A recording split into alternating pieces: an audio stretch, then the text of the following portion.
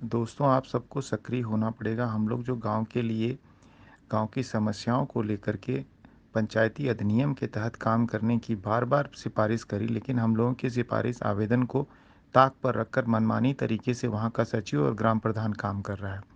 पिछले 5 साल में जो लूट मची, उसी की पुनरावृत्ति फिर से हो रही है। हम पूरी कोशिश कर रहे हैं, डीएम को, एसपी को, सीएम ऑफ़िस और पीएम ऑफ़िस में चिट्ठियाँ भेजते हैं, लेकिन अब तक उस पर कोई कारगर कोई कार्रवाई नहीं हुई है। मैं फिर से आपको बताना चाहता हूँ कि गाँव की समस्या, गाँव की पंचायत, गाँव की सरकार आपको पहल करनी होगी। डीएम वहाँ से जाँच का आदेश दे देगा, वो सचिव को देगा, सचिव को टाइट करेगा। लेकिन जहाँ पंचायती व्यवस्था में आप जनप्रतिनिधि चुनते हैं, जहाँ आपको गाँव की सारी समस्याओं को मिलकर, बैठकर, विचार-विमर्श करके अ, उसका कामकाज देखना है, वहाँ पर अगर आप पूरी तरह से निष्क्रिय रहेंगे तो काम नहीं हो पाएगा।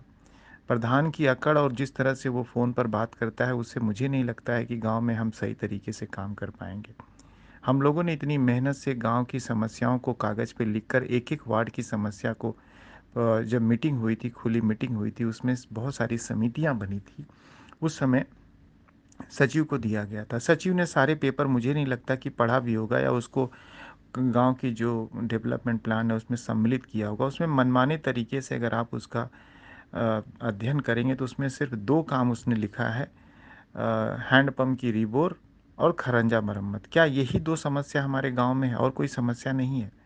गाँव की समस्या तो आपकी समस्या है, आपको तो आगे आना होगा। आप सब वार्ड सदस्यों को लेकर एक खुली मीटिंग करें और एक ज्ञापन दें आप प्रधान को। प्रधान इस तरह मनमानी नहीं कर सकता।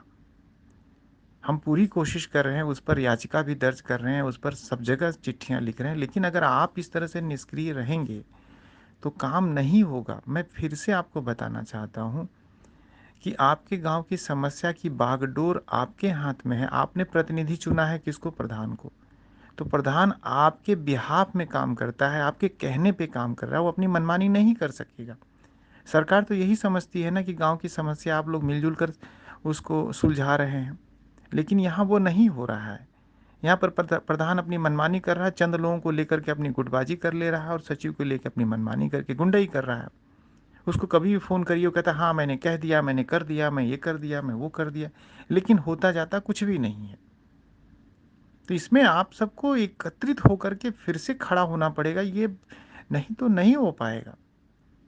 कोई डीएम आके आप सबको आपके लिए गाँव में सफाई नहीं कराएगा, नाली नहीं बनवाएगा, सड़क नहीं बनवाएगा, ये सब आप लोग दबाव डालेंगे प्रधान को कि भैया यहाँ नाली चाहिए, यहाँ सड़क चाहिए, यहाँ खड़ंजा चाहिए, यहाँ स्ट्रीट लाइट चाहिए, यहाँ खंभा चाहिए, यहाँ पर बच्चों के खेलने के मैदान चाहिए, यहाँ पर श्मशान चाहिए, यहाँ मंदिर में पुताई।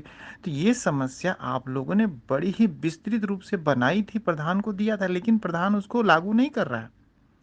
तो आपके वार्ड सदस्यों को एकत्रित होकर के, संगठित होकर के उसका विरोध करना चाहिए। सचिव इस तरह से जो है पैसे नहीं वहाँ से जॉइंट अकाउंट से पैसे निकाल करके अपनी बंदरबाट कर लेगा और हम लोग यहाँ पागलों की जैसे पड़े रहेंगे गाँव में। ये बहुत गलत हो रहा है भाइयों, आपको आगे आना होगा। हम लोग दिन-रात मेहनत कर रहे हैं, चिल्ला रहे हैं, आपको समझा रहे हैं, चिट्ठियाँ लिख रहे हैं, लेकिन इतने से ही काम नहीं चलेगा, आपको आगे आना होगा।